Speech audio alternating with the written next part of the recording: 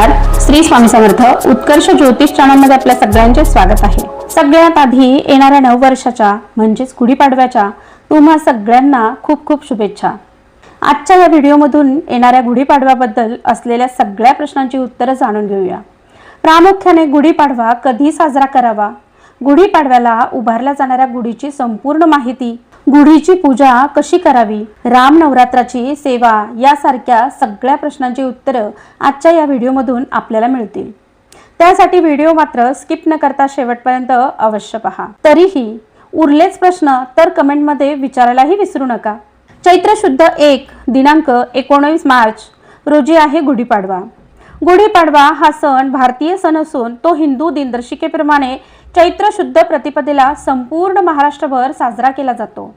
शालिवाहन शक 1948 पराभव नाम संवत्सर सुरू होणार असून या संवत्सराचा पहिला दिवस अर्थातच गुढीपाडवा. पराभव नावाचा संवत्सर अर्थातच यश, कीर्ती, समृद्धीचं हे नवीन वर्ष असणार आहे. या संवत्सरात अहंकारावर विजय मिळवता येईल व नम्रता आणि आध्यात्मिक प्रगती सहज साधता येईल. गुढीपाडवा 3.5 मुहूर्तापैकी एक मुहूर्त मानलं जातं.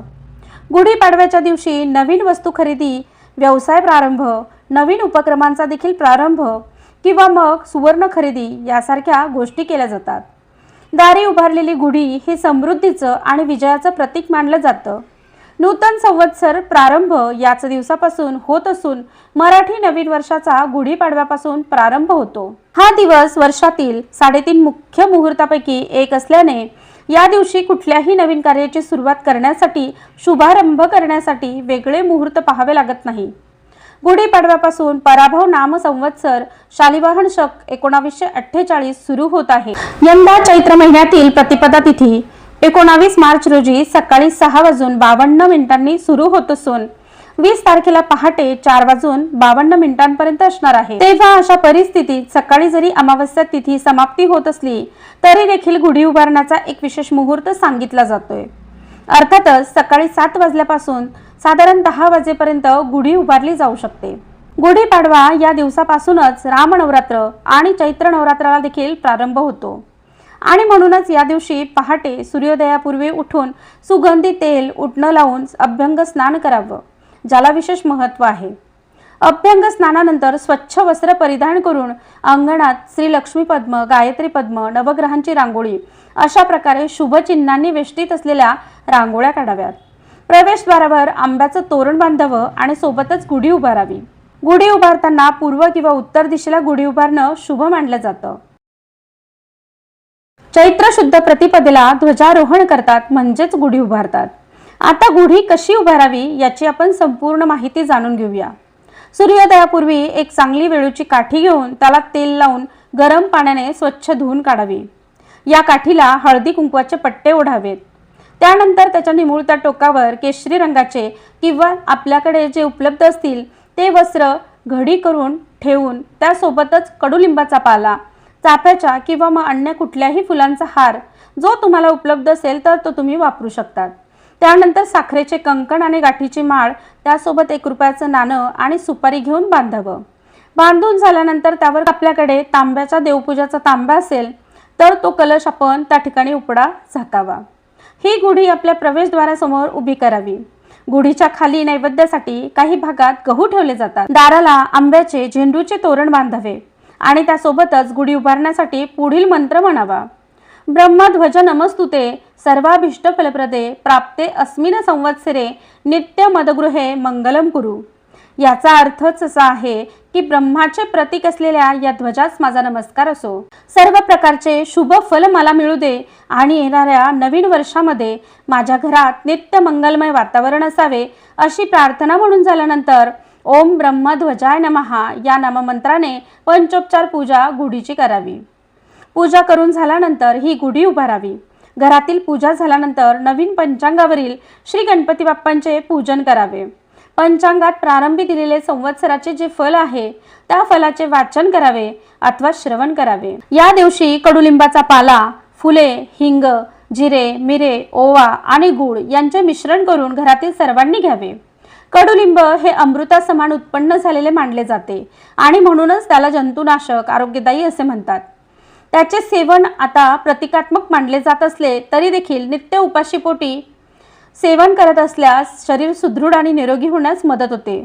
अनेक रोगांवर याचा उपयोग केला जातो। शुभ कार्याचा शुभ मुहूर्त, ज्याला मंगल मुहूर्त म्हणतात, तो पाडव्याला मानले जाते आणि म्हणूनच या दिवशी कुठल्याही नवीन कार्याला सुरुवात केली जाते, शुभारंभ केला जातो। फक्त विवाह आणि उपनयन म्हणजेच मुंज केली जात नाही, त्यांचे मुहूर्त या दिवशी नसतात। तसेच चैत्र महिन्यात वास्तु शांती देखील केली जात नाही असे शास्त्र संमत आहे। नवरात्रात गुढीपाडव्यापासूनच राम नवरात्राला देखील सुरुवात होते। राम नवरात्री कालावधीमध्ये म्हणजेच गुढीपाडव्यापासून तर चैत्र रामनवमीपर्यंत रामरक्षेचे पठण करावे।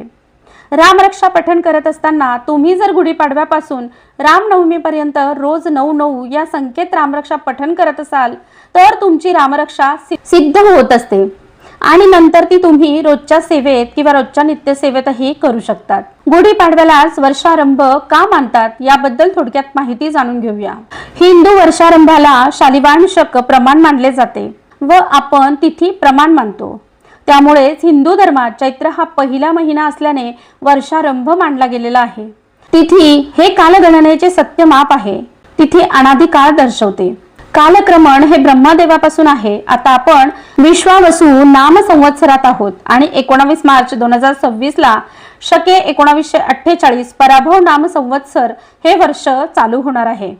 बरेच लोक विचारतात गुढीवर तांब्या उपडा का ठेवला जातो, त्याबद्दल असलेली माहिती जाणून घेऊया।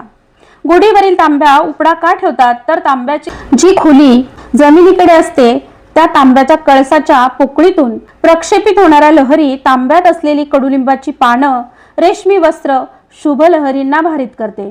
जमिनीच्या आकर्षण शक्तीमुळे या रूपांतरित होत असलेल्या सगुण ऊर्जा प्रवाह जमिनीच्या दिशेने संक्रमित होण्यास मदत होते आणि त्याचे जमिनीवरील सूक्ष्म आच्छादन बनण्यास सहाय्यभूत ठरते। तांब्याची दिशा सुलट ठेवली तर संपूर्णतः उध्व दिशेने लहरींचे प्रक्षेपण झाल्याने जमिनीलगतच्या कनिष्ठ आणि माध्यमिक स्तरांचे शुद्धीकरण न झाल्याने वायुमंडळातील फक्त ठराविक अशा ऊर्ध्व पट्ट्यांचे शुद्धीकरण होणार असते। या उलट जर तुम्ही तांब्याच्या कलशाच्या तोंडाची दिशा जमिनीकडे ठेवून त्यातून प्रक्षेपित होणाऱ्या लहरींचा फायदा जमिनीच्या लगतच्या आणि मध्यम पट्ट्यातील वायुमंडलाबरोबरच ऊर्ध्व मंडलाला देखील मिळण्यास मदत होते। म्हणूनच आज गुढीवरील तांब्या हा उपडा ठेवला जातो। ध्वजारोहण म्हणजेच गुढी उभारणे। गुढीवरील तांब्याच्या कलशावर कुंकू आणि काढलेल्या स्वस्तिकाच्या मधोमध गंध, अक्षदा, हळदी कुंकू वाहावे। काही भागात गुढी दुपारी 12 वाजेच्या आत उतरवली जाते तर काही भागात तीच गुढी तिन्ही सांजेपर्यंत म्हणजेच संध्याकाळपर्यंत उभारलेल्या स्वरूपात ठेवली जाते।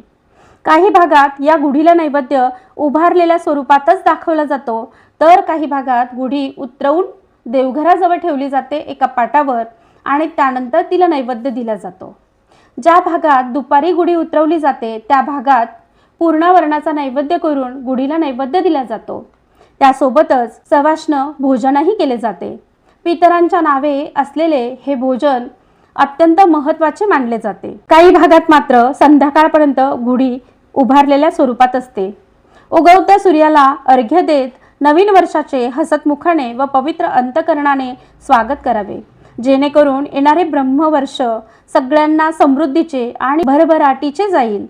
देवघरातील देवांजवळ एका पाटावर पंचांग मांडावे व त्या पंचांगाची देखील पंचोपचार पूजा करावी। पंचांगावर असलेल्या गणपती बाप्पांचे ध्यान करून ओम रिद्धी सिद्धी सहित पंचांग गणपती नमः या नाममंत्राने पंचांगाचे पंचोपचार पूजन करावे। नैवेद्यासाठी गुळ खोबऱ्याचा नैवेद्य द्यावा। पूजनानंतर पंचांगातील पहिल्या पानावर असलेले संवत्सर फल वाचावे अथवा श्रवण करावे। या दिवशी महाराष्ट्रभर जागोजागी गुढीपाडव्यानिमित्त शोभायात्रा काढल्या जातात। महाराष्ट्रीयन सण असला तरी देखील बऱ्याच ठिकाणीही हा सण उत्सव साजरा होताना पाहायला मिळतो। खरं तर सण उत्सव हे आपल्या संस्कृतीची ओळख आहेत। संस्कृतीचे जतन याच माध्यमातून होत असते आणि म्हणूनच या उत्सवांना विशेष महत्त्व आहे। नूतन संवत्सराचा हा पहिला दिवस अतिशय आनंदाने आणि उत्साहाने साजरा केला जातो। या पद्धतीने आजच्या व्हिडिओमधून आपण गुढीपाडव्याबद्दल गुढी कशी उभारावी याची इत्थंभूत माहिती जाणून घेतली। यापूर्वीच्या व्हिडिओमध्ये गुढीपाडव्यानिमित्त केले जाणारे काही उपाय सुद्धा आपण जाणून घेतले।